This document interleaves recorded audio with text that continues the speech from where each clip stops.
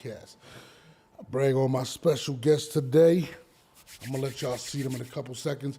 We're gonna go in right after this. I got so much fucking design on right now. Every time, bring it back, nigga, come out, got 3 whole thoughts, I'm a block, bitches on my line, and I got so much fucking design on right now. What's the word? What's the word, y'all?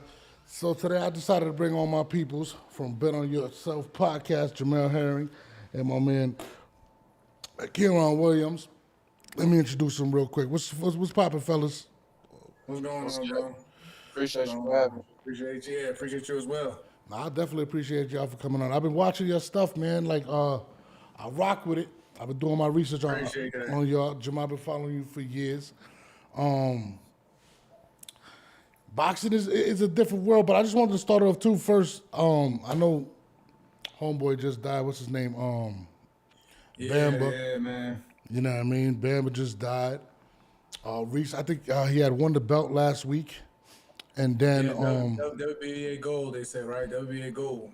And then a week later, you know, he passed away. I didn't even know Neo was his manager. Neo had put out a statement and stuff like that. And you know, it's crazy because only in boxing, right? And Jamal, you've been doing this for forever. Is literally when they say you put your life on the line, you really do. We probably lost like how many boxers in the last 10 years? At least over 30, 40. It's too many to count, bro. That's the sad part. It's too many to count. Yeah. I don't even go, like, you know what I mean? I don't even want to even start trying to add it up because it's going to make you more upset, you know what I mean? Nah, and it's kind of crazy to me because obviously, Karen, you know, you played college ball. I don't know if you played in the pros. I'm not 100% sure, but Yeah, I did. But regardless, you know, y'all got all types of laws and stuff that protect you, and whether it's getting new equipment, new ways to tackle, outlawing certain tackles and stuff like that. But in boxing, it's kind of crazy. Like, you know, there's nobody that kind of polices this type of stuff, and just it seems like every year we lose somebody. You know what I mean? And I had a question on it, Jamal, because you box clearly. You know, you love to box, right? Right. Do you feel like boxing is ever going to come to a point where they start protecting the boxers because there's so many different aspects of boxing that you guys aren't taking care of, right? But especially health-wise. I mean, the sport, if you look at it just from where it started to where it's now, it has changed over the decades. But you can clearly see it's a slow, steady, process. So I don't know how long. I think it will, because you know they even now, like, even with, like, just say like the sanctioned bodies always try to implement something new and different to help protect their fighters. Like, you see the IBF did the next day weigh in, and you can't be 10 pounds from what you weighed in for the day before. So there's always something new to try to implement. But again, it's one of those things where I think it's a slow, steady process. But you know the crazy thing is too, like in the NFL, right? They got the helmets, and when they practice, they got the guardian caps, right, to protect them, right?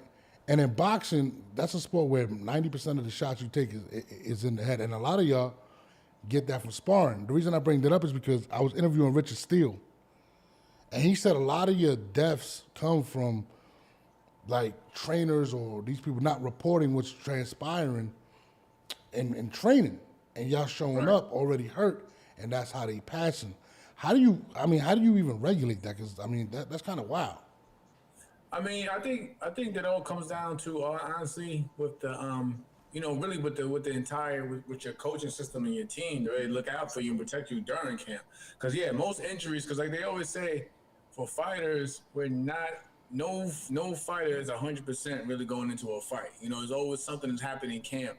Like, even like, I got a few stories, like it was a hand injury or whatever, something, but like you never go into the fight 100%. But it's up to your team and yourself really to, like, sometimes you gotta know when, like, to pull back a bit and to watch these little like it starts out small, like little nicks and pains here and there. But again, it's one of those things where you gotta have a team to protect you. And like, you know, saying Kai can tell you as well because he's been around me in camps. Like we have like even like Sham coaches now. Like in today's like boxing world, you have like doctors on board and nutritionists and anything like that to look out for your health and your body as well. So like again, the sport of boxing has definitely evolved over like the last few decades or so.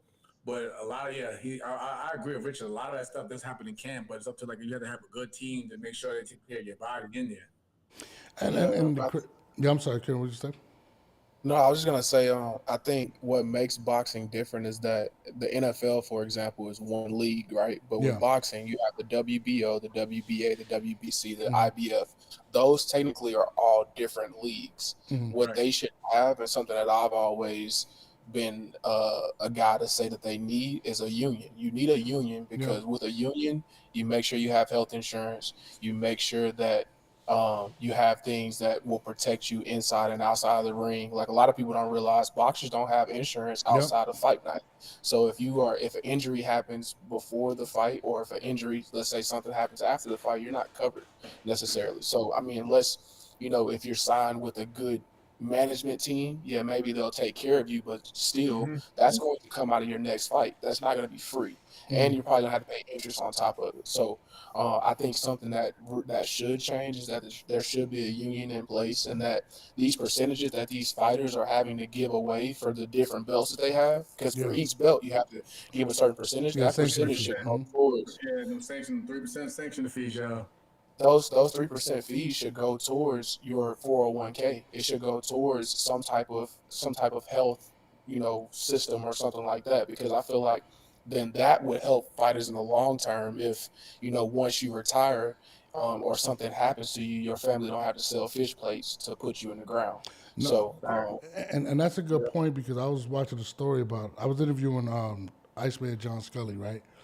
And he was telling he does these events to where he raises money for ex-pro boxers that can't even take care of themselves. And we're talking about legends like Wilfredo Benitez. My prayers is out to him. He's in the hospital right now. They can't take care of themselves. They have nothing leading towards that. And he was saying that he would like to see some of the bigger boxers, the Canelo Alvarez's, the Floyd Mayweathers, try to come up with something where even a percentage of some of the money that's coming in there to take care of some of these boxers. Because it's crazy. I mean, they were saying Benitez's sister's taking care of him. And that's kind of wild. It's if you really crazy think though, about but it. that should also go out to the promoters as well, though. Yeah, absolutely, yeah.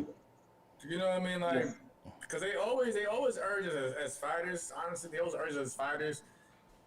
Even when I was with Al Heyman before the PBC even came back, I remember they like telling me like, put money to the side, put money to the side, put money to the side.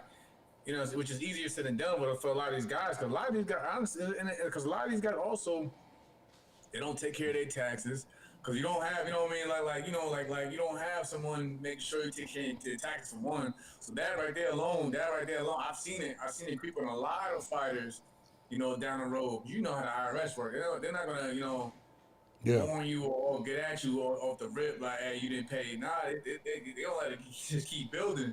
So like that's another thing also, like, they always urge the fighters, but again, sometimes it's like, yo, y'all put us in these positions, which, I mean, like, don't get me wrong, we are adults and we should know, how to conduct ourselves and take care of our finances and things of that nature. But like once these promoters and everything done with you, you on your own. Like again, like if you got an injury that you had to a fight and you basically didn't mention it to them, and it comes back up later on down the road, they'll tell you straight up like, hey, well, you didn't let us know after the fight, so good luck, pretty much. It's basically how they basically cheat fighters. It's like, hey, good luck, and the best of luck to you in that. But it's a cold world in boxing, man, for real. And I've seen this, but like, luckily I had good people around me to make sure that I was making sure, like, how, telling fighters to build LLCs to help them, to avoid issues with taxes down the road and so forth. And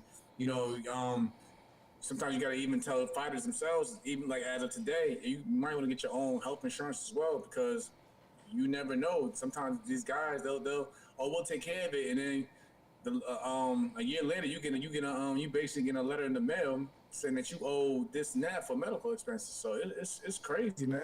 I feel like the promoter should definitely be helping out these fighters a lot more as well, especially if you signing them to your organization. No, it's a fact. Like I read somewhere, like where they say that the average boxing salary is $30K a year. That's insane, bro. You You're could make right. more. Yeah, I was reading somewhere online. It said it's $30K a year. You think about it. There's more professional boxers than if you combine all the major sports worldwide. It's just ridiculous. You know what I mean? And not most boxers don't reach your levels where you have made good money. You know, so it's just crazy. Like I know boxers that are pros that are working 2, 3 jobs and still trying to go in there, and it's not a level playing field. So if you're not signed to Top Rank or Matchroom or whatever, you're not a priority. You know what I'm saying? It's insane. So that's why I respect boxing so much. And I feel like it's different now too because Yeah. if you look at it, look what boxing had now. Boxing is pretty much heading under one umbrella. You know what I'm saying? So like, if Turkey you Ala Sikh, definitely yeah. not in, if you definitely not in with that crowd, best of luck to you because again, you even see top level fighters sitting out for throughout the year, and they may be lucky to get one fight in. You Yeah. know, so imagine that guy, and then okay, yeah, like I always tell like for instance, like when I used to train alongside my bro Adrian Bronner, like I remember I used to go back and forth with like about my management with fighting because they always try to put us. This is when we first started out our careers. Oh, we'll put you in the car with Adrian fight. Like, listen, man, Adrian can afford to fight once or twice a year. Like you just mentioned, like other guys, like we want to stay busy, and we also need to collect and try to make a living as well. So it's like, it's rough, especially if you're not, like I said, if you're not in that circle. Even if you are in that circle, you could be like, oh well, we don't have nothing for you right now. And now, like you said, you see guys out here working 2 or 3 jobs just to make ends meet. And then on top of that, you pretty much some fighters, as you know, they got to pretty much they don't have the right backing. They got to fund their own camps, and that could be pricey and expensive when you take the numbers in. Nah, I mean I seen Canelo said he spent like 500,000 on one camp. I'm like, bro, that shit is That's just crazy. wild. But I would never. question real quick. Yeah. You bring up Turkey Ala Sikh, right? For both of y'all. Do you believe Turkey Ala Sikh is a good thing for boxing, or do you feel like, it could be back? A lot of people don't want it to get monopolized. How do you feel about Turkey Ala Sikh in the game? I say that honestly, it depends on what side of the end of the stick you are. If you're on the end of the stick where you're the guy everybody wants to see fight, and you see the money he's throwing at you. You know what I mean? He's throwing at these guys to make these fights. Then of course, oh yeah, that's good. It's good. But if you're that, saying that guy who doesn't have, the promoter or the promoters are interested in you because again, you gotta look at like the dates. Or like I always look at the calendar of boxers. For instance, like if all the promoters is under one banner, which is gonna look like the zone, how many dates does the zone? You gotta look at how many dates does the zone want to put out there for boxing to begin with, and then Yeah. on top of that, what are the chances of you getting on the undercard of one of those dates if you're not with one of these promoters? So you gotta look at all stuff like that. But if you already like if you're a Bud Crawford or Canelo or something like that, and he's throwing at you, triple than what you usually was getting. Yeah. And of course, you're gonna be like, yeah, it's good for me. But if you're a guy who's still trying to climb the rankings, but the promoters or him himself, he's only making these because you look at these cards, bro. A lot of these cards they're filled with like I always say like a lot of these cards that he makes, yeah, they're fun cards, but a lot of these cards, I'm like, yo, you need to spread these out because a lot of these fights you put on these cards, these fights alone, like 5 fights alone, these cards could be their own main event cards, and with those cards alone, you can fill the cards of lower class fighters who are trying to build. If you really look at his cards, it'd be like basically all-star event cards. And if you're not an all-star, Yeah. you probably more likely you not getting on the end of these cards. So it depends how you look at it. No, Yeah, absolutely. I think where he's going with it, I think long term is going to be great. I think, like Jamel said, right now it's difficult for your lower level guys. For your high level guys, it's a really good thing. I would like to see him have a plan for the future. Does he plan on partnering with the WBA, WBC, WBO, IBF? Is that a plan? Because I've seen him say, okay, well, he's put on a Ring Magazine fight, right? Yeah. But the Ring Magazine doesn't necessarily get the respect that the other belts get. So it would have to be at some point unifying all those companies under one and saying, hey, we're putting on X amount of fights a year for X amount of fighters. we want this many all-stars, we want this many mid-level guys, we want this many, guys that might only have 3 to 5 fights, right? And then that's how you actually take care of the fighters. So I think there has to be a long-term plan in place. I think for boxing is one of those sports that has been a year-by-year plan and not a 5, 10 year plan sport, like the NFL and NBA. Now, to your point, right? Again, you play college ball. We were just talking about Shador Sanders and Cam Ward. How is that going to translate for boxing? Because when you look at Top Rank, you look at what Golden Boy's done, they've been the people or Mayweather Promotions to bring up that talent. Do you think he's going to keep those guys around? Because listen, your league is as big as your stars, right? And Gervonta Davis looks like he's thinking about retiring. Canelo Alvarez got a couple years left in him. You still got to bring in the next stars. Do you think he's going to incorporate those individuals? I think that's what it has to be. I think these companies, at the end of the day, they should be working together. It shouldn't be like we've heard in the past, if I'm on this side of the street or that side of the street. At the end of the day, the reason that these companies are in business is for the fighters. Without the fighters, these companies don't exist. So your Top Ranks, your PBCs, your Matchrooms, they should all really be working together for the success of the fighters. So I think we're getting to that point because you're seeing pretty much everybody but PBC work with him. But from what I'm hearing, David Benavidez is looking to work with Turkey Al-Sheikh in 2025. So now PBC is that last kind of stone to the unity to the unity glove that we're missing. So I think after 2025, I think we're going to see a lot more unity, and I do think at some point these fighters will be able to have a union. And then that union is going to allow the younger guys to be taken care of, because $30,000 isn't ridiculous in today's economy. You can't survive off $30,000. Now, on the flip side of that, right? How do we avoid? Because the UFC has a great program in regards to what fans want to see, right? They got one belt per division or whatever. The best see the best. But on the flip side of that, they don't see as much money, right? So how do we avoid boxing becoming a monopoly, and now the wages that you were getting at one point, you don't need to get them because there's only one. How do you avoid that?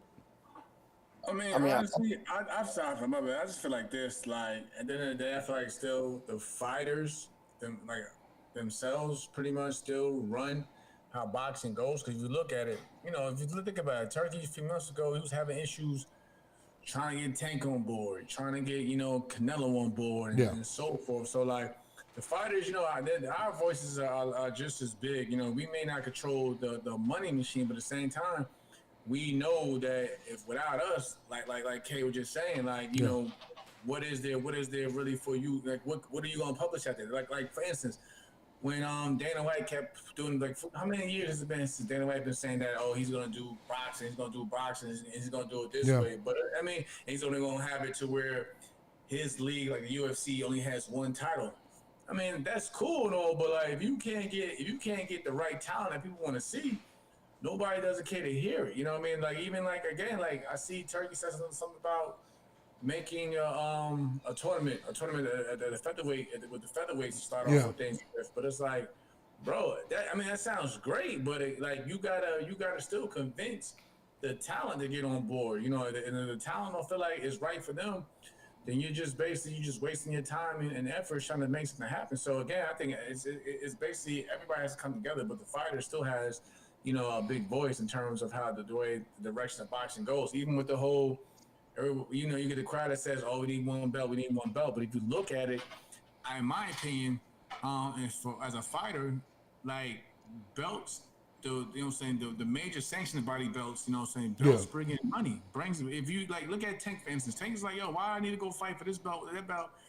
I got this belt right here, and I'm still labeled as a world champion, and I'm selling out arenas, I'm still making the money that I want to make.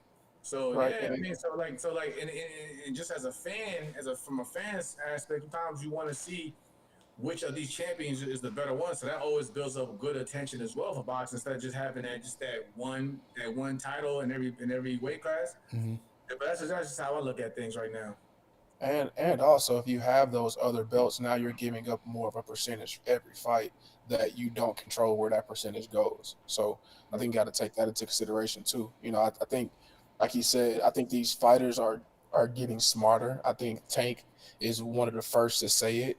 Come out and say, "Hey, I don't want to be undisputed. I don't want to unify. I want to make as much money as possible to take care of my kids because at the end of the day, my kids can't eat undisputed belts. If my brain don't work after I leave this ring, my kids can eat $20 million per fight. My kids can't eat. Now, some people will say, well, hey, I need legacy and different things like that. But, you know, if you do have the chance and you've worked your way to be one of the top fighters in the world, like I respect Canelo saying, hey, I'm fighting who I want.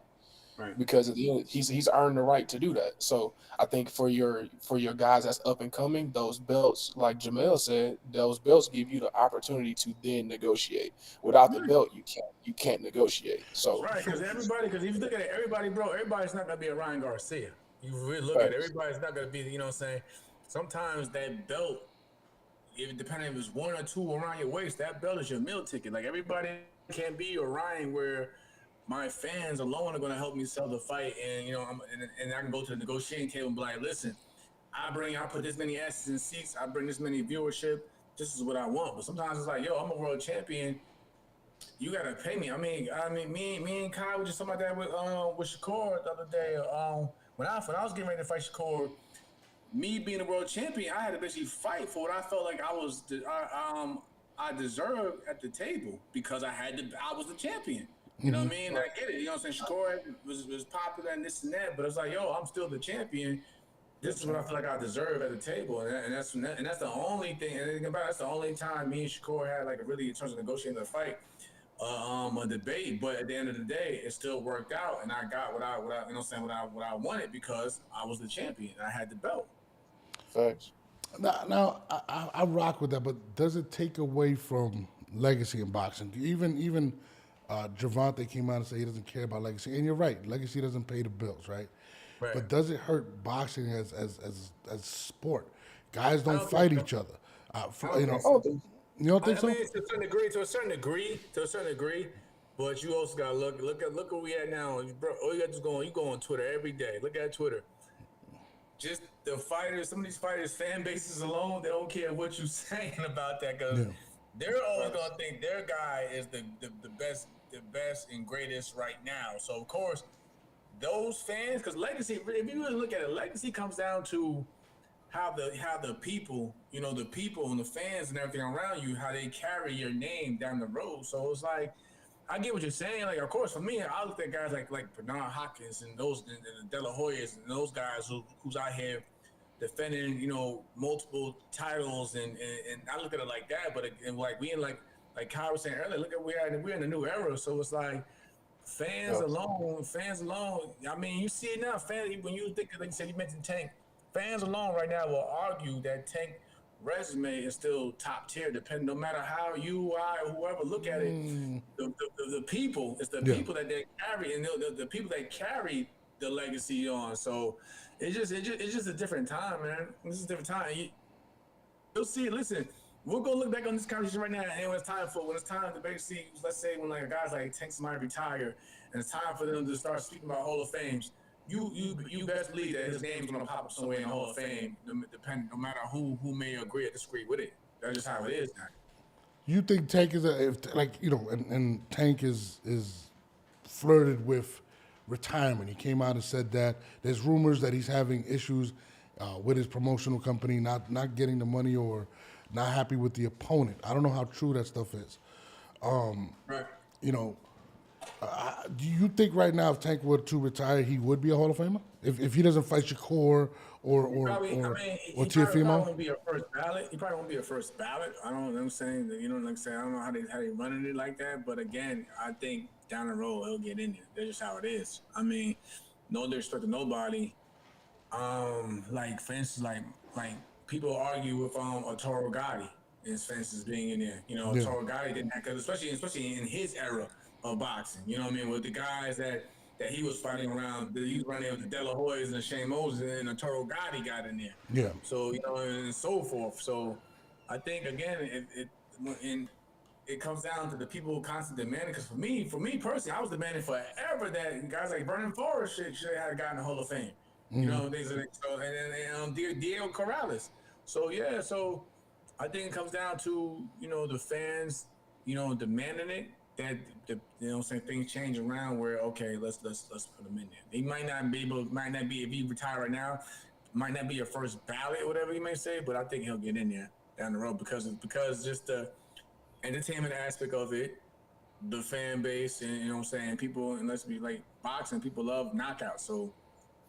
And he's a Absolutely. champion. Still a world. He still has been a multiple world champion. So they're going to use that as well on the resume. Yeah.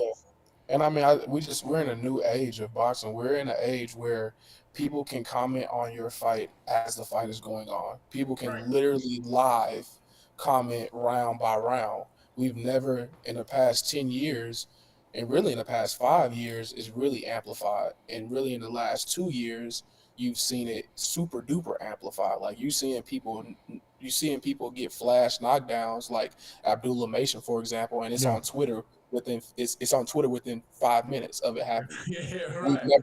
We've never lived in this era And it's before. viral, So, and it's going viral. yeah, it's viral. Yeah, it's viral, which means more eyes see it, which means it has more impact. So I think we had like the sanctioning bodies, the fans, and the fighters all as a collective are starting to realize that we're in a different area. We're in a different era. We're in a different space.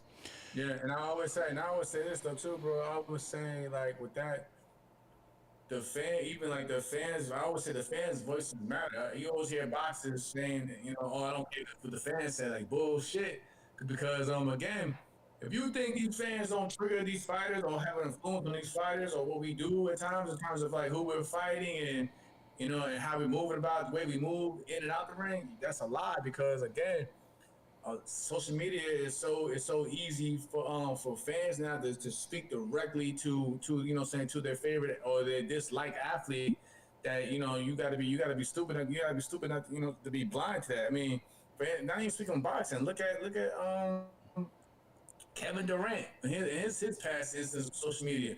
Kevin Durant sees something from Kevin Durant has millions of fans, but at the same time, he sees the comments on Twitter, and he'll get the tweeting back and everything. So like again, the fans that play a big part than they did like Kai was just saying 5-10 years ago. 5, 10, 20 years ago, you had to basically you'd be lucky to see it. You see hear about the fight after the fact on a website or or the news. But now it's like again, you can everything in real time. And in real time, the people now are included in everything going on with the sport of boxing or any sport, man. In matter of fact, See, somebody made a comment, which I'm a little offended right now, but it's comment, right? He says the same way people feel about Eli Manning in the Hall of Fame is the same reaction for Tank Davis.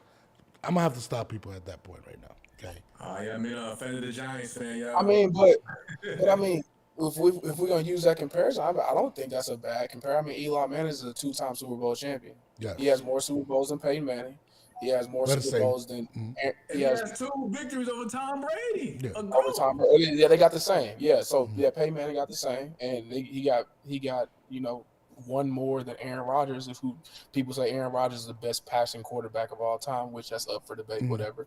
But I mean, I think when we look at what Tank's career has been, he's been a knockout artist. He's been somebody that has brought eyes to the sport, and he's done it his way. So if he was to go out on top, I don't think that's a bad. See, the difference is this, and Jamel bring up a good point. He beat Tom Brady, right? He beat him twice, and has 2 of the most memorable throws in NFL history. He's stat-wise matches up in the top 10 with everybody. You can't do that with Gervonta. Like, what is his biggest win to say, hey, he goes in because he beat? I mean, De La Hoya had Trinidad, I'm right? telling you, bro. I'm telling you, Floyd had Manny. But see, I think when in real time, fans are going to say, well, and even though it was highly debated, and yeah, he was on Austrian or whatever, let's just call it what it is. I'm talking about Ryan Garcia. He beat the shit out of Devin Haney. Oh man. So Tank beat Ryan. And how time works, people are going to start to forget more and more as time goes that it was this whole debacle and yeah, he cheated and whatever. Yeah. People are just gonna look at the film. You know what they're gonna do, bro? They're gonna, like I People said, go- you know what they're gonna do? They're gonna go to box rec. BoxRec alone is not mentioning all the drama that's been going on around that fight. BoxRec is going to just show you this is what happened. This, and same thing with Tank resume. They're gonna look at the resume. You're gonna see names. You're gonna be like, okay. You're gonna look at the names, and you're gonna see that these names were world champions. You know, the Leo Santa Cruzes. When he came up from 126. I mean, They're not gonna look at that. They're gonna look at he fought this many champions. Boom. Right after that's what I'm saying. Like it's just different. Like. It's just. I mean, it's just different. Simple as that. Like it's gonna go. Like I said, BoxRec was prime example. Nothing wrong against BoxRec. But I'm saying though, all you see though is the list of names and how it ended. Knockout. Oh, he was a champion. They're not gonna put. They're not putting down the stage of this guy's career or when he beat him and yada yada yada. That's true. That is true. His resume. You know, whatever his resume says, he done beat. Let's say 20 world champions. Doesn't matter. And it's not going to really matter to most when he fought them, you know, in terms of and where they were at in their careers. But it just shows that, hey, you know, knocked out this guy was world champion, his own right, this guy's his own right, this guy, and so forth. I mean, well, I'm going to segue into the next part because you bring up somebody that I wanted to talk about, which was Devin Haney, okay? And Right. I'm going to play this video real quick. I think it's of Bill Haney speaking on it. She's his twin, and she's got more P than a lot of niggas and all that other shit. Well, then that shows that you believe that she's a catch, that she is somebody. You know what I'm saying? And for her to say, okay, that was before I met Dev, but now I'm secure in a relationship that I'm in. He should have just saluted it instead of being in his feelings and coming back with all this old extra other shit. You see what I'm saying? Yeah. And then screaming the big P. Well, in the big P, I said, you got to let the woman do the choosing. She chose publicly which way she was going. Instead of saluting that, you come back and say now, oh, I can. Now, I didn't want to play the whole thing. And the reason I played this video. I'm trying to figure out what we're going by with the big P, Bill. We got. I'm going to have to hit up. Bill. What you mean by what you talking about? We all know Bill was camping back in the day. I'm finna go ahead and speak on it. Yeah. Just check this out. Go ahead, please, bro. Devin Haney is a grown man. My mother or my father, we don't really have a great relationship, but even if we did, my father wouldn't speak on anything about my relationship. Mm-hmm. So at the end of the day, he's a grown man. Let that grown man speak on it. The message that I sent to Bill, and hopefully we're going to have Bill on our podcast in a few weeks, but I told him that the greats have always spoken for themselves. Muhammad Ali spoke for himself. George Foreman spoke for himself. Joe Frazier spoke for himself. Floyd Mayweather, for damn sure, spoke for himself. Let the man speak for himself. You don't have to, just because Don King did his Don King thing, you're not Don King, Bill. Let your son speak, because at the end of the day, it brings hatred towards your son the way that you speak. So if anybody has read the 48 Laws of Power, one of the rules is that you shouldn't talk too much. And I think it's getting to the point where he's talking too much. No, I mean, Jamal, please.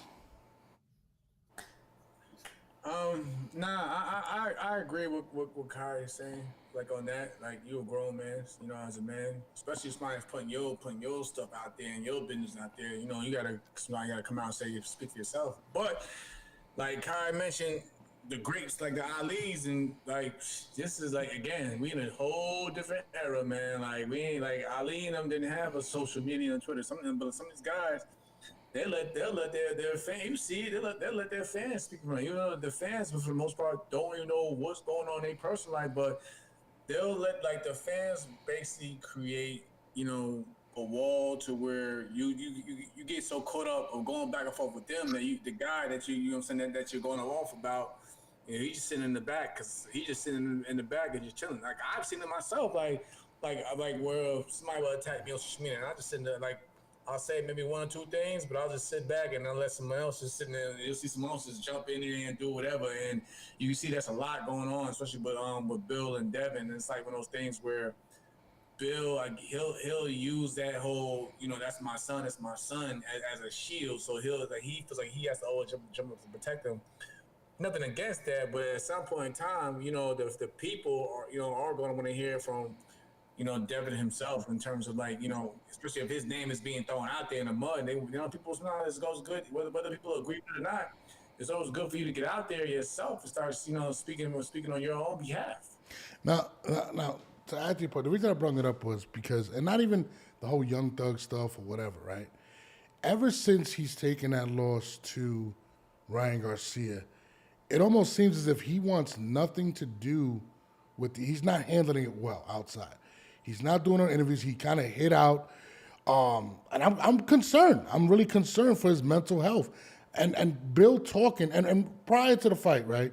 Bill was always talking, bigging his son up. So, of course, you reap what you sow. People are going to come at you. And to me, it's really concerning that it's already, January 1st, and we don't even know what Devin Haney is going to do next. And all we keep hearing about is the baby mother's this, or Bill's protecting him with that. And I think that's extremely concerning because where is Devin's mental health right now? And is he even going to fight? I mean, that's a good question. I mean, I reached out to Devin, matter of fact, today, just to check up on him. And because I said that you just said, I want to speak to him, like, bro, I want and I said, and it's pretty much the same thing you just said. Like, I want to basically give him a platform, Makai and I give him a platform to like, yo, bro, it's been a while since you actually been out there in the public eye. I'm pretty sure people want to at least see how you've been and, what you've been up to and how you doing. Because again, it is something to think about, like, because I always say, like I said, again, me and Kyron, we brought this up like weeks ago in terms of with Devin, like, it's like a thing where mentally, I think, the boxing, physically, we can all get in shape and get back in the ring and do what we do. But I think, like I said, boxing is 80% mental, 20% physical. And it's like, bro, I just want to see where your mental's at. Because again, you can have all the skill in the world, but if your mental isn't there, you'll just be known as a shell of your former self. So I get what you're saying on that aspect. But yeah, it's kind of the scary thing to think about because he's been real quiet. He may post out a little snippet here and there, whatever, but it don't be nothing just that tells you what's really going on with him. Yeah. I mean, I think, like Mel was saying, I think the mental health piece is very important. And, I don't think he necessarily has to say anything, but from him where he was speaking to where like now he's not saying anything, at the end of the day, you are your own marketing tool. Nobody's going to market you better than yourself, even your dad. Your dad is never going to market you better than you're going to market yourself. So, I think it's going to be important when it is time for him to speak. But to be honest, I don't think he's ready to fight yet. So I think once he's ready to fight, then we'll hear him speak. But I think right now he's not ready to get on a stage in front of 60,000 people. 70,000 people. He's not ready to do that right now. And another thing I want to bring up, like, there's one thing to lose a fight, right? It's the way he lost the fight. And, a lot of people feel like he took a beating in the fight. Do we really gotta say he lost though? Because I mean, come on. Listen. I think that's what bothers him though. Like it's like technically they overturned it to where there was no contest, whatever. So like, but like the clip that I put out today with me and Kai, whatever. Like I was just saying, like adversity, like bro, I get it. Like he's been getting crucified since that fight, and it's like even though it's been overturned, and he's technically still undefeated. Everybody, or majority of the world keeps out there like he lost, and then they call him everything from a sore loser and this and that and the third, and it's like it's crazy. And I feel like a lot of the hate and attention comes from like you mentioned earlier, like maybe his father being so vocal out there that Devin gets a lot of hate from from the fan service. But it's like it's strange because I mean by that it's like. Nobody, like any other time in boxing, let's be real, any other time in boxing, it don't care who it was or how much was in the system. Anytime somebody got caught in the system, it was labeled a cheater for the rest of their career, no matter absolutely. what. It's like in terms of Devin Haney though, man, he can't catch a break, man. And it's like people right now, and you see people are more anxious to see Ryan Garcia come back off a suspension after being basically, labeled as a cheater Yeah. Right. than Devin Haney, who was the victim of it, Yeah. Yeah. returning to the ring. And that's crazy. And I honestly, I've never seen something like this. Like I said, again, as long as I've been studying and watching boxing, anytime somebody came up and something in their system, they was labeled as a cheaper. I mean, even one of my favorite fighters that I grew up watching, Shane Mosley. Yeah, I know the story with the whole second Oscar De La Hoya fight and everything like that. And until this day, you'll still hear people, when people mention the fight between Oscar De La Hoya, him and Oscar, they'll be like, well, we know he cheated in the second Balco fight. shit, Yeah, yeah. yeah, yeah. Yeah, and then even Antonio Margaritas world with Miguel Cotto. But it's like Ryan Garcia, only time I see Ryan Garcia get hit as a cheater is basically coming from people defending Devin Haney. You don't see it from the masses of boxing, which is crazy. And you know what's crazy? And this is something that I've spoken on, and people think I'm crazy. And I'm like, Devin, when he did the lawsuit, I was like, you got to kind of really break it down, right? He really got affected financially by it. People don't even want to see him. There's no respect for him. He's not even getting offers. Somebody told me that when they had a purse bid and nobody bid on the purse on his last fight. So to me, when I seen that, I was like, I get what he's doing, but the public is destroying him. I see police officer hats put on him.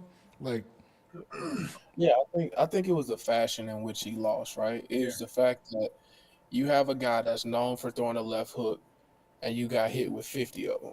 yeah. So I think that is what really did it.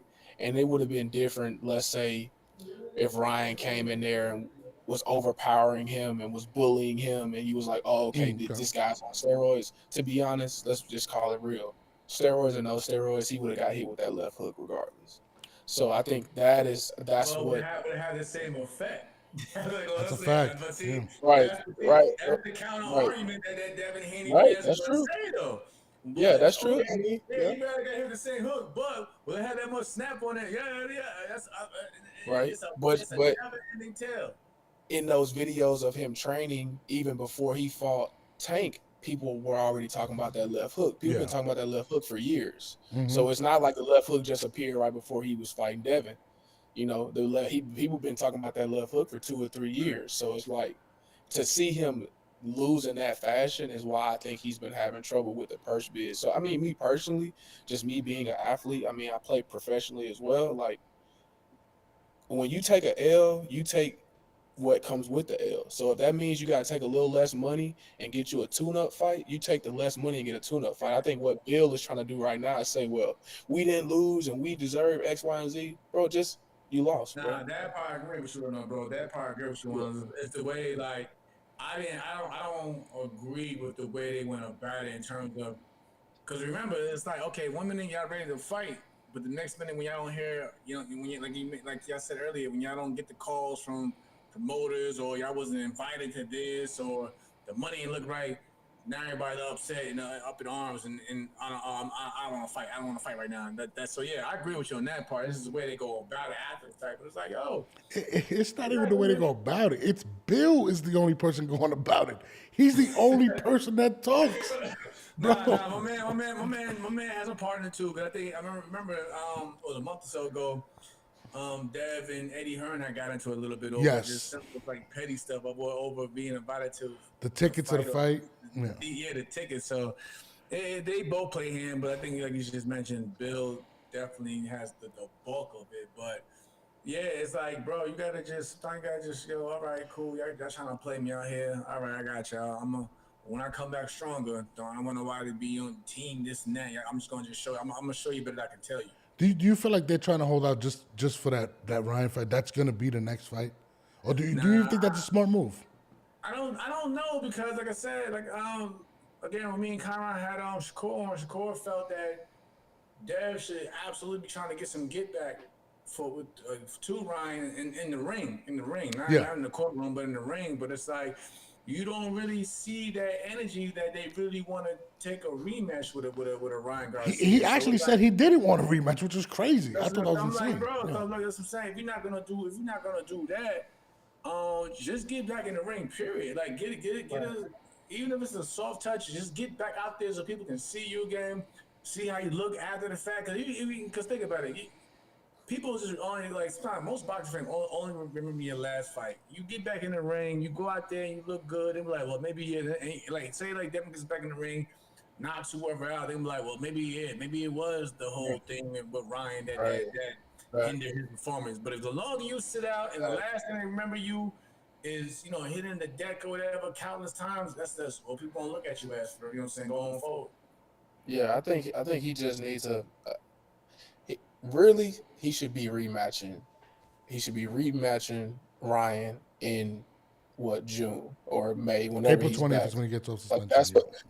that's what should be happening. But I think as fans are upset because it's like, all right, bro, you're not gonna rematch him, and you're not taking a tune-up. What are you doing? It's been 6-8 months since you fought. Like, what's going on? And Like, that's the concerning so, thing. Like, it's like, yeah, Man, listen, it's like, and that ring rust is a motherfucker. So the longer you wait out and just sit this and hold out and whatever, it's gonna hurt you in the end. You think you hurting the people, but really you're hurting yourself the longer you sit out this ring.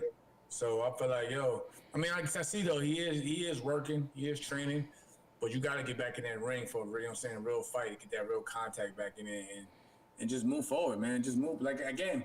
Because for the most part, think about it, bro. Like really, in the end, you got what you wanted. You got the fight for the bigger thing. You got the fight overturned to where it's no contest. So you still got your perfect record, no matter what people may think how that fight went down. So it's like, and on top of that, now you got the man in the courtroom. Like, dog, you pretty much getting everything that you want right now. But again, people are not gonna respect you until you get back in that ring and finish handling business. nah, I'm definitely with you on that, man. I want to see him go back in the ring, but I really do believe, like, fatherly instinct, you're protecting your cub, and I believe Bill believes that he doesn't want to go back in there. It's been too long. I mean, Then move on. My thing is, you know what I mean? Like, if you're not gonna get in there, man. If my thing is that if you're not gonna get in there, and if you say like Bill believes that, then it's for Bill to really stop, pushing the agenda that like this is big comeback coming and this and that. Just don't talk about anything with fighting. That's how. But if you're gonna keep talking boxing, and your son is a fighter at a world championship level, Yeah. you gotta be prepared to what comes with that. It's like, I mean, I see it all. Me and Kai see it all the time. We actually sit back and laugh at it because, like, not like laugh like at it, but we laugh at like just how it looks, like the craziness that goes on with Bill, because like Bill's me entertaining, so it's like he's hilarious. they put the statement out and like Bill, I just go straight to the comments after a while. I'm with the comments. I knew the comments is gonna be in here crazy. But it's like you put this energy out there, you gotta be prepared for what comes back with it. Yeah, I think Bill can handle it. I just don't feel like Devin can. I really feel like he's like, come on, pops. Like, you killing me out here, bro. And that's for them to talk about. Yeah. Like, that's like what we were saying earlier. You got to be able to speak.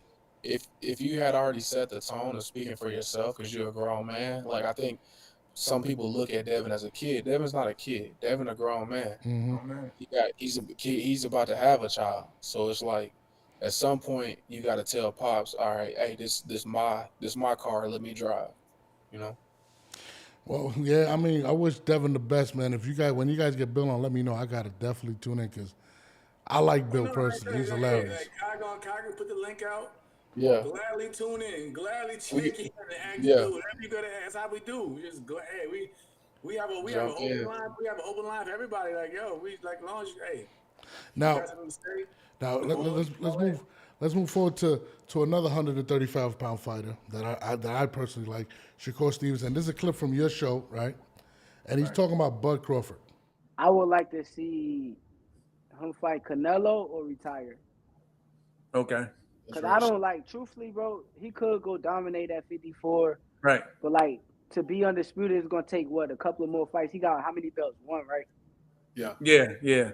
So it's going to take, like, 1, 2, 3 more fights? Like, truthfully, bro, I think Bud done everything in the sport of boxing as far as, like, accomplishments. Only thing else he really could do is go fight Canelo. So, as far as, like, that, I mean, I want to see Bud sit down, bro. I think he the best, bro. Like, he got one of the best, to me, one of the best careers that I done seen in my lifetime. So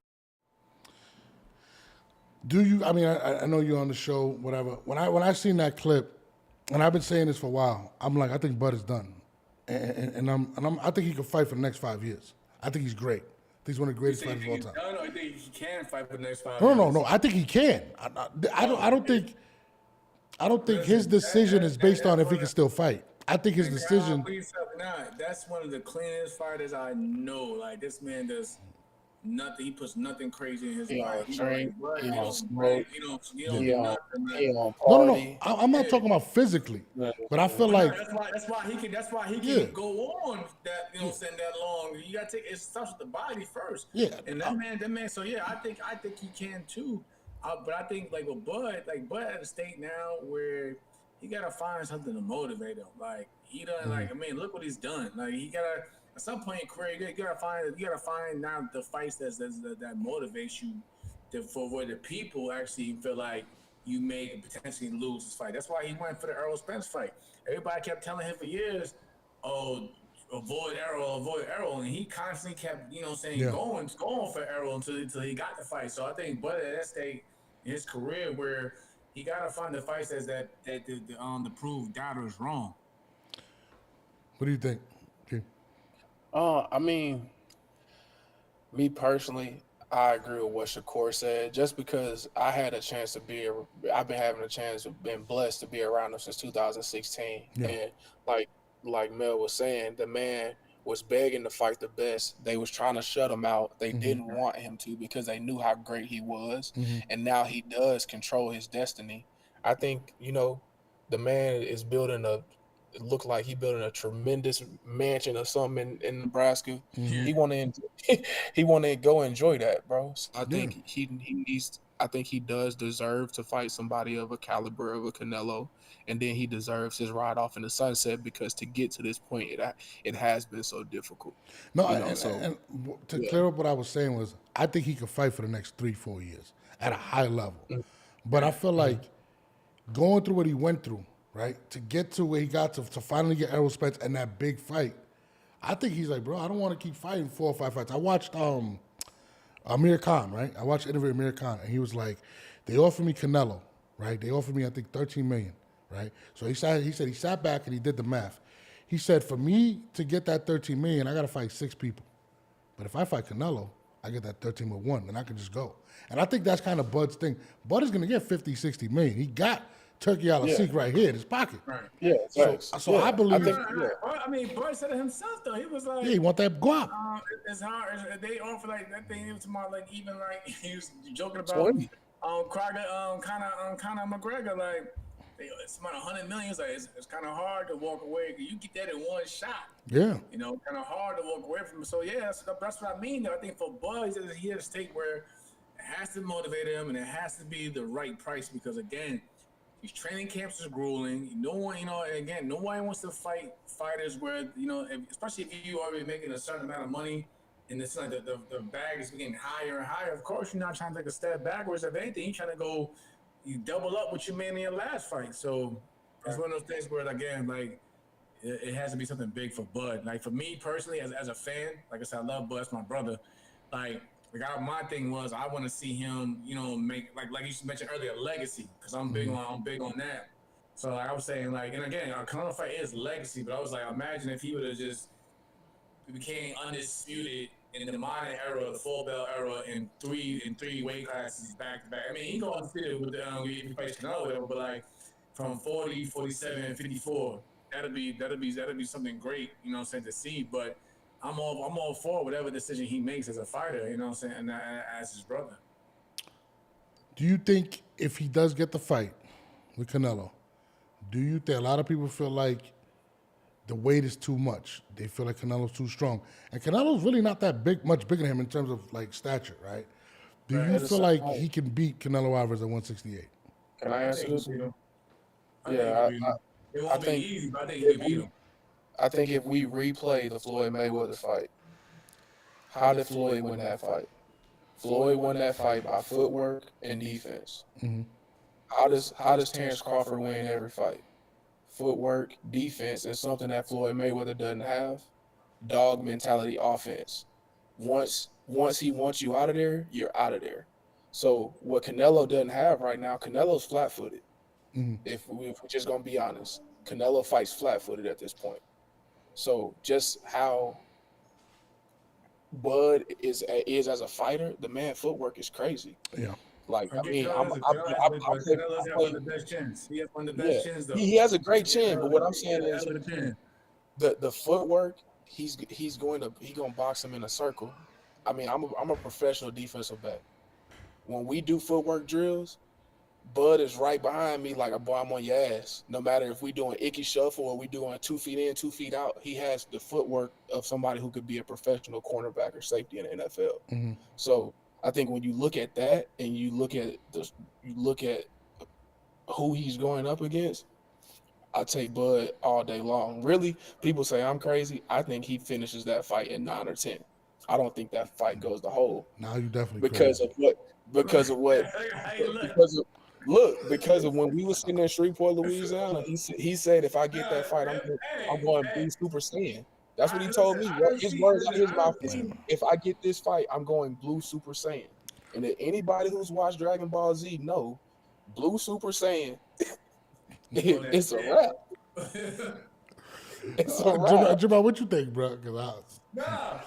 Stop it, Canelo. Me and Kyle said, I always feel like again, I always get Canelo his respect because Canelo's one of my favorite fighters. So I feel like, again, I don't know, like Canelo, like I said, so that chin, like, I mean, we've seen him. There's no dig at Bud. That's my again. I feel like Bud can win that fight, but I think like if me, I'm not taking nothing from my brother Kyle over here. I'm just being like, say me realistically, like I would say, like. You know, Canelo has like I thought from saying like not like love who's gonna at least put Canelo down or show or hurt him. We ain't see that before Copeland, you know, at a higher weight, you know, Canelo and Bevo and those guys didn't hurt him. And so I feel like if anything, the way Bud's gonna beat him, I feel like Bud's gonna just have to outbox him. Like what Kyle was saying, but like, you know, footwork and that dog mentality and you don't really see, even though Canelo's bigger, you never really seen Bud take a step backwards. And I don't think Bud, and knowing like the way I know Bud, he doesn't feel like he wants to let anybody feel like they got anything over him. So I don't think he's going to take a step backwards. If anything, he's going to be smart and utilize the whole entire ring. But, I mean, Bud does have power. I've seen him hurt a lot of bigger dudes in there. Like I said, we had the kind of let me just say this, bro. Anybody who's ever been around Bud know that Bud don't know how to play, bro. If you play wrestle with him, he's going to tap you out. Like if you go one-on-one with him on football, he's going to try to catch it with one hand. Like we talking about somebody who don't know how to like. So that fight, just knowing him how I know him.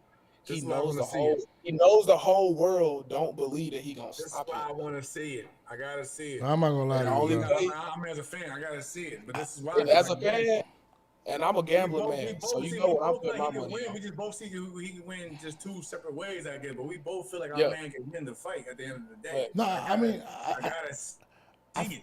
I think you guys bring up good points, right? You bring up the Floyd Mayweather situation, right?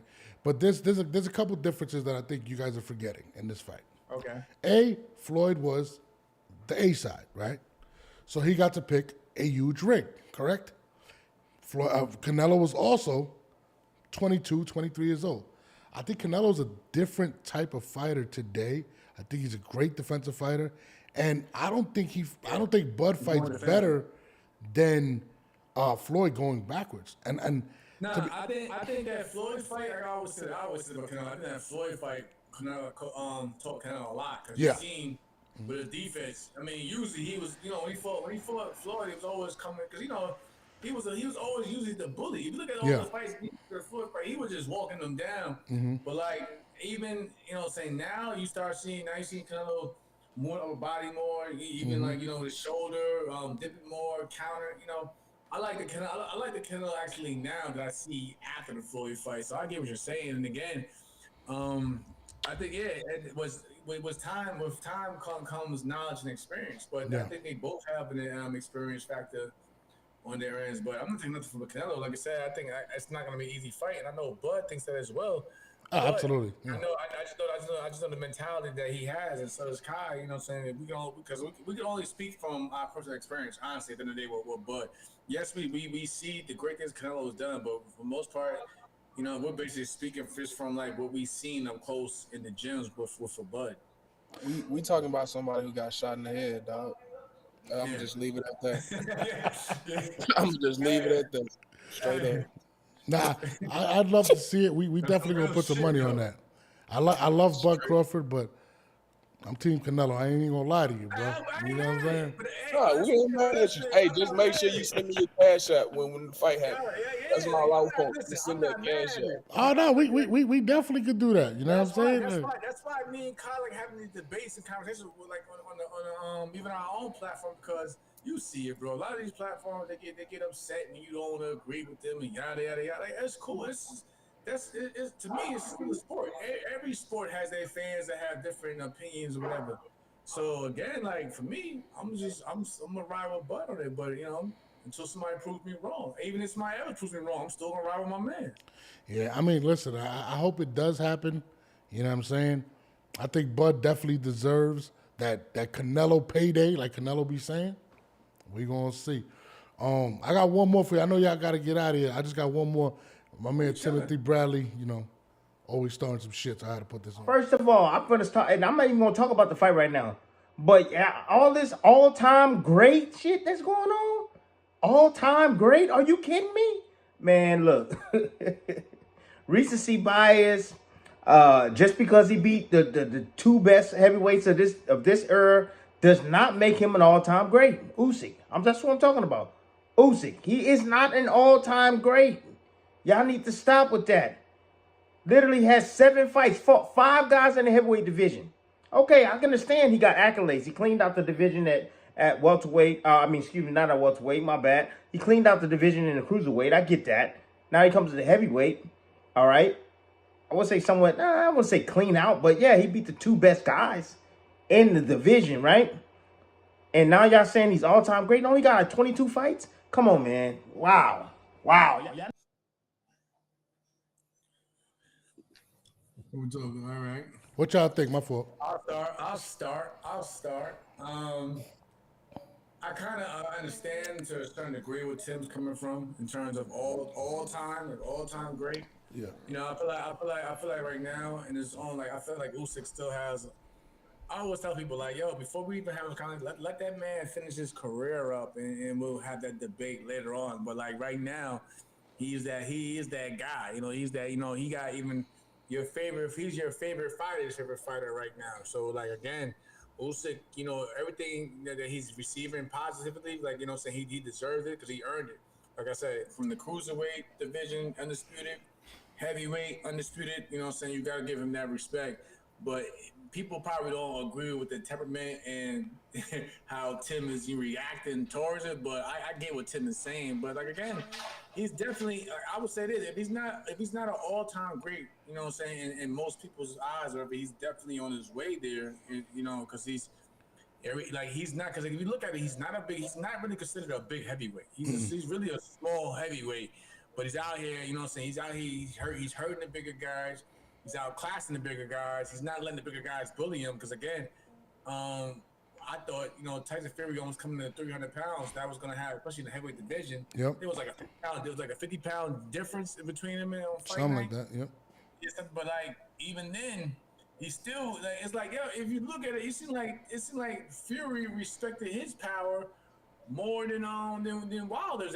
When they fought 3 times. I mean, you know, even though Wilder, you know, put him down a couple times, whatever. But at the same time, it's like when Fury got hurt, he kind of like fended off and like backed away at times against Usyk. But when he got hurt by Deontay Wilder and put down, you know, Fury felt like you know what I'm saying, he still had the courage to get back up and continue pushing forward, and even at times either putting Wilder down or finishing him. So again, I think in the eyes of the heavyweights, you know, Usyk has definitely earned their respect.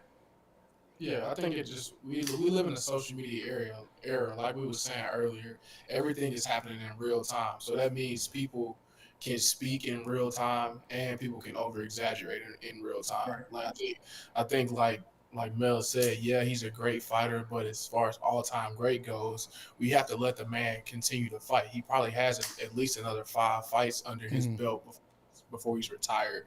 So I just think, I mean, we just living in a different time, and I think people are adapting to the time. And then I like what you also said, man. It was like, we see Fury wasn't afraid to go back against, after he got up off the canvas versus Wilder, but it seemed like he got up when he was going up against Usyk. I believe it's because he knows Usyk can still outbox him. He wasn't worried about Wilder outboxing him. So it's like he's going against 2 different guys. So, yeah, I mean, I think Usyk is a great fighter. I think he has a lot more to do, and I'm excited to see what he does. Because me personally, I don't see anybody in heavyweight beating him. I don't. Right. I mean, I don't. And think about it though too, bro. Like when we talk about all-time greats, if we was right now in the present day of a Muhammad Ali, think about what Muhammad Ali had to go through before he was considered an all-time great. Remember, at one point in time, they called him the Mouth of the South. They didn't like him. Yeah. He was disrespectful. They felt like he was disrespectful towards blacks. He was disrespectful towards whites, and yada yada yada.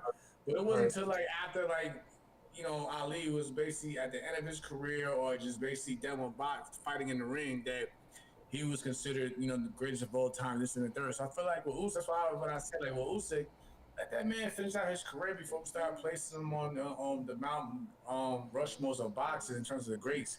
Because like I said again, Ali's a perfect example. They hated that man. They was death upon that man. But when they seen him at the '96 Olympics, lighting the torch, everybody's out there crying and they were all the greatest and yada yada. But like, yo, just 30 years ago, y'all couldn't stand it, man. So it was like I said, things change over with time, man. Now, I mean, when I heard what he said, I felt like he was referring strictly to heavyweight or whatnot. Because, I mean, when you unified at cruiserweight and a heavyweight, I mean, I think it was only one other person to do that, was Holyfield, right? If I'm not mistaken. Yeah, Holyfield. I mean, that alone right there is kind of crazy. That's known down like that. Holyfield, undisputed, 3-belt. I think the 3-belt era, and the cruiserweight, of course. And then he came in and he became a 5-time heavyweight world champion. Yeah, I think 4 or 5. I think it was 5. I think it was 5 or something like that. But yeah, but still, Holyfield wasn't considered a big heavyweight either. But again, like I said, like Kyrie was saying, man, it's just a different time. Everyone is in real time. I'm pretty sure if we had social media during Holyfield's run, because especially after he beat Mike Tyson 2 times, Right. they'd have been considered him as the greatest of all time. Then also, They would have said he was better than Ali, straight up. right. I mean, I've seen people try to say that, and I love him as a fighter. I've seen people try to say that Lennox Lewis is better than Muhammad Ali. But again, it's just different strokes for different folks. Yeah, I mean, I feel like too, like especially heavyweight at one point was mostly all American. Then all of them decided to go to the NFL, and now it's all like the Europeans, the Klitschko's and Lewis, and you know. That's the thing I don't like. I mean, I don't care for where the nationality have the champions. I just hate that when on the other side of the argument, they'll try to throw that, Americans are just upset that America's not running dominant. I don't really care, really. I don't really, I'm saying, don't really bother me, but don't use that as an excuse to try to leverage or whatever. Like, nah, sometimes it's not always hate. It's just that we're watching the same sport as you at the same time, man. We're also tuned in with social media acting just like you, but we just maybe have a different opinion. Doesn't mean that we're always hating on. Nah, just that I don't really care if heavyweights Americans run heavyweights and everything. I just, like I said, for me, I've always been a fan of the sport. I was a fan of the Klitschko's when they was doing their thing. Yeah. But I think most of the argument comes like, he's just mad because America isn't dominating the heavyweight scene. I don't think that's always it, though. No, I definitely feel you on that, man. Y'all got time or y'all got to go, man? You let me know, man. I had one more, but y'all just... No, go ahead. Shoot it. So, all right, cool. I don't want to take too much. So, female boxing has been kind of on the upswing lately over the last 2 years. Clarissa Shields came out recently and said that she would go down to 147 to fight my GOAT. You know what I'm saying? Amanda Serrano. What do you guys think about that? And can that be the biggest fight? I mean, bigger than Katie Taylor? I have mixed feelings on that for other reasons. Cause sometimes I don't know, like Clarissa, she was my 2012 Olympic teammate. So like I said, I know her since she was 16 years old, and I was a team captain. So I had, we've had many conversations on the side and things like that nature. So I know I know I'm greatly fond of her. But when you said when I seen that myself, the 147, like I don't like. Sometimes I don't know if Clarissa just be putting things out there just to put it out there, just to get the attention at times, or she really mean it? Because if you look at it, when Ismail fighting Alicia Bumgarner, and Alicia was saying, "I'll meet you at 147," it was an issue. You know what I'm saying? It was a big back and forth, but it's like I feel like that now that Amanda Serrano and Katie Taylor had that big thing, because I'm not gonna lie to you, I didn't like the comments that was directed towards Amanda and Katie in terms of the viewership, like, oh, they didn't tune into your fight. They the only reason 60 million ain't tuning because I'm like, at the end of the day, I don't give a damn. Me, I don't care. Yeah. 60 million still seen the fight. That's a 60 fact. million could have easily, because let's be real, 60 million could have easily turned into the fight. And Turned they it didn't like off, the fight. yeah. They could have turned away from the fight and be like, I'll turn back in when the main event comes. So, but it's like, again, I don't like that. Like, I feel like women's boxing already has a hard time getting the respect that they that they are fighting for now.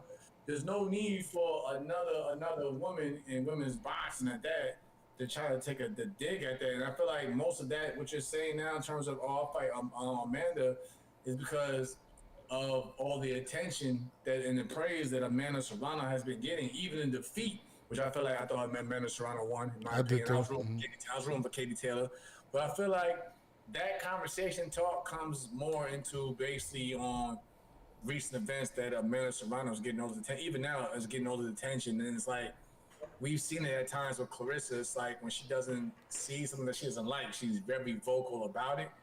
So I don't know. I have like mixed opinions on that in terms of like if she would really do it, because I don't know if it ever comes down to it. Okay, so like Amanda says, okay, I'll fight you at 147. And that's another thing. Amanda Serrano is not really a welterweight fighter. Also, like she's not a welterweight fighter.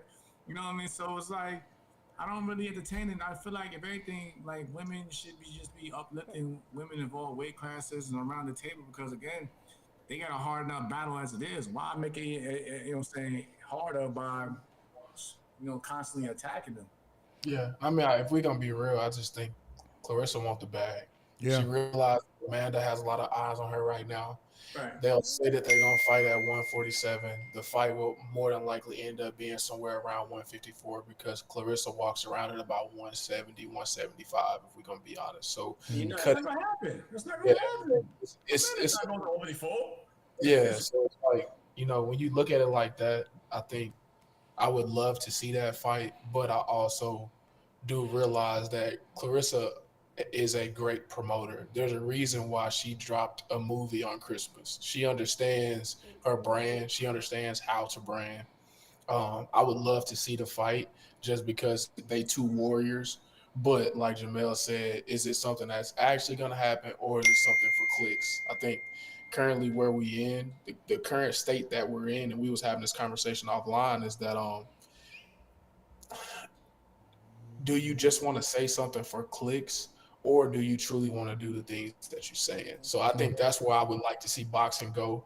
I wish guys would stop going back and forth on social media, but it's just the age that we're in. Everybody is guys and women. I think, we're just in this age where you can say something, you can get some clicks. You don't actually have to fight the people that you're talking about, and you gain some followers from it. And at the end of the day, followers equal dollars. So, And it's crazy to her argument about because Tyson was on the undercard, Barrios didn't get that viewership. You know what I'm saying? Or the other guys that were on there. Katie Taylor did, and I think that bag was like 14 million or something. And that was a great fight. That was a dope-ass fight. That was a dope fucking fight. Yeah, no, absolutely. I mean, would I like to see it? I don't know. I think Clarissa's just too big, but I think Amanda, if that bag is right, I wouldn't be surprised to go to 147. I think she would. Listen, if that bag is right, I think if that fight happens, that'll be the last time we'll see Amanda Serrano. Let's be real. Because Amanda Serrano has been for a while hinting at retirement anyway. So, yeah, that bag is right. Of course, that's that fight when you go over the, the sunset type bag. But how much credit? Because again, how much credit will Clarissa get for winning that type of fight, though? Yeah. And then it's gonna come back to, well, why didn't you? You know what I'm saying? What happened with the Alicia Bumgarner or even the Chris Cyborg fight? You know, they all said 147, and that was an issue. That was an issue. Now all of a sudden, that Samantha Serrano 147. Now we can make 147. Clarissa realized that Amanda is under MVP. If she's not under MVP, I believe she's with MVP, right? So I it's think like she's part owner of Yeah, MVP. she's with them. She with them. So MVP has a crazy amount of money, Mm-hmm. and they also have a crazy network that they can work with. They have a direct connection with Netflix. Clarissa realizes that. So Money, yeah. you know, so I think that is why she's saying no to the other people and saying yes to this, is because this is something that can logistically be made. Now, can she Make the weight? yeah, Can she can she make it? the conversation? And I guess we just gotta wait to see. I But mean, I don't think it is the biggest fight that she could take in terms of Yeah. stature. Like, it's nothing You big. gotta think about it. Like health wise though, for my girl Clarissa, health wise though, I think she had an incident. And we can go back and look, because I think Chris Cyborg even called out for the PFL in the MMA fight. Weight is weight. I think she had an incident where she had issues making the weight, where they had to change the, you know, and this is at like 150 something. Good. 147. That's pretty much you just killing yourself at that point. I don't see her making the weight. Period. I think right now, like what Kai was just saying though, I think it's just clickbait. I think it's just ways to keep the people out there buzzing and talking about it, because I haven't seen the man Serrano really said much on it, you know, since it happened. But I think you'll see a man Serrano probably speak more about a third fight with Katie Taylor, which looks more realistic than that type of fight, because they're gonna look at like, well, you had issues with the weight here. There's no way impossible you're gonna go lower than that. I don't even care if you have a nutritionist or not.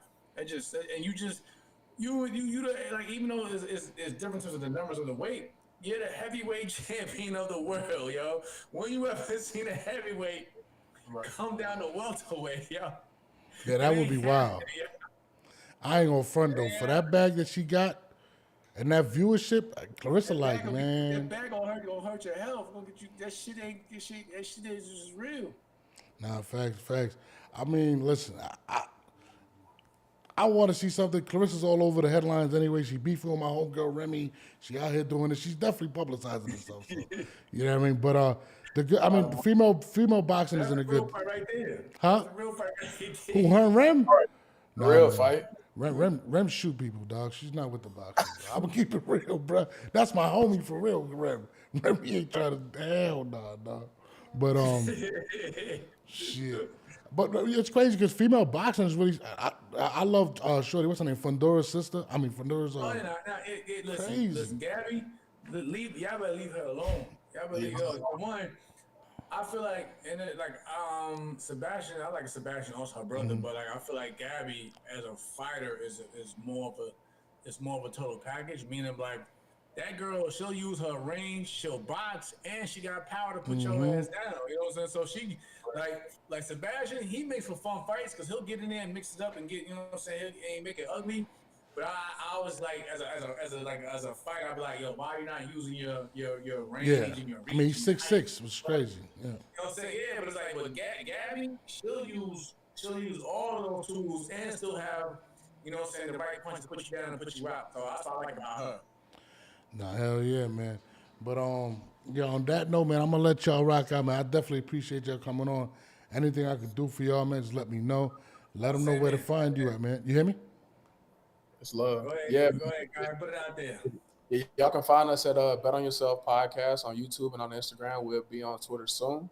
And you can follow me on Instagram, Kyron.Williams. That's KIERON.Williams, and _Williams on Twitter. Yeah, and Jamel Herring across the board, Twitter, Instagram. You know, like I said, we love the feedback. We love that everyone's been watching the show and you know, thinking that we're doing great. So we appreciate that. But again, we're all looking forward for great things coming in 2025 for sure. Yeah, and I'm definitely looking for May from a cash app from both of y'all. You know what I'm saying? Just put King Canelo and send that right over, bro. That's all. I got you. Listen, Right. we got you when that fight is announced. And make sure, matter of fact, make sure we'll get on the show. We'll all get on the week of the fight. Yeah. Oh, we.